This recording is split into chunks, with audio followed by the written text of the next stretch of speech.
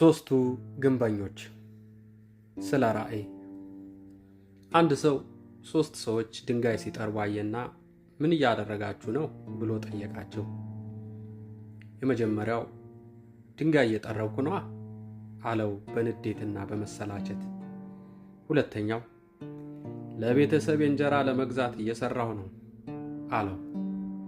ሶስተኛው ግን በፈገግታ ቀና ብሎ ታላቅ ቤተ መቅደስ እየገነባሁ ነው አለው። ሶስቱም የሚሰሩት ሥራ ተመሳሳይ ቢሆንም የሶስተኛው እይታ ግን ለሥራው ትልቅ ትርጉም ነበረው። የምንሰራው ሥራ ትርጉም እንዲኖረው ራእይ ሊኖረን ይገባል። ከምንጠርበው ድንጋይ ይልቅ ድንጋዮቹ ተገንብተው የሚሰጡንን ውጤት አርቀን ማየት ለዛሬው ትግላችን ትርጉም ይሰጠዋል።